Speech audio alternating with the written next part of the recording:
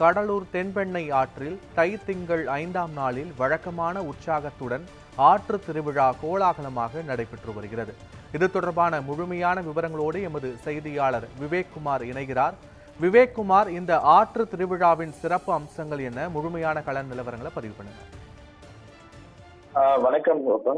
தைத்திங்கள் 5ஆம் நாள் ஆற்று திருவிழா கொண்டாடப்படுகிறது. ஏனால் பொங்கலை தொடர்ந்து வரக்கூடிய நிகழ்வில் முக்கிய நிகழ்வாக ஆற்று திருவிழா கொண்டாடப்பட்டு வருகிறது.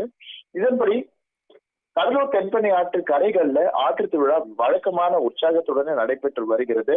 இந்த விழாவில் பாத்தீங்கன்னா கடலூர், முதுநகர், புதுநகர், தாழங்குடா, குண்டு உப்பளவாடி, மஞ்சக்குப்பம், பாதிரிக்குப்பம் உள்ளிட்ட பல்வேறு பகுதிகளிலிருந்து 100க்கும் மேற்பட்ட கோவில்களிலிருந்து உற்சவர்கள் அலங்கரித்து ஆற்று பகுதிக்கு கொண்டு வரப்பட்டன. தொடர்ந்து இந்த உற்சவ சுவாமிகள் அனைத்துமே தென்பெண்ணை ஆற்றில் புனித தீர்த்தவாரி செய்து ஆற்றங்கரையில் வரிசையாக நிறுத்த வைக்கப்பட்டுள்ளன.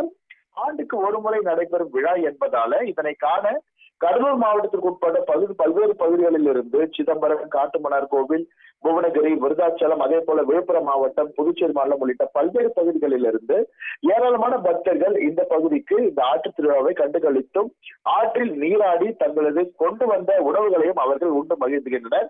மேலும் கடலூர் மாவட்டத்தில் நடைபெறும் இந்த ஆற்று திருவிழாவில் எந்த ஒரு அசம்பாவிதமும் நடைபெறக்கூடாது என்பதற்காக கடலூர் மாவட்ட காவல் கண்காணிப்பாளர் ஜெயக்குமார் உத்தரவின் பேர்ல 1500க்கும் மேற்பட்ட போலீசார் பாதுகாப்பு பணியில ஈடுபட்டு வராங்க.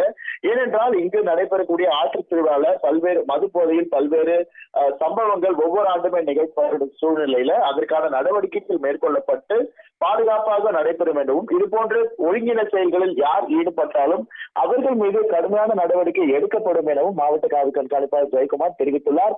இதனை அடுத்து வழக்கமான உற்சாகத்துடன் இந்த ஆற்று திருவிழா தற்போது கடலூர் உள்ளிட்ட பகுதிகளில் பல்வேறு இடங்கள் கடலூர் மாவட்டத்தில் இடங்கள்ல நடைபெற்று வருகிறது.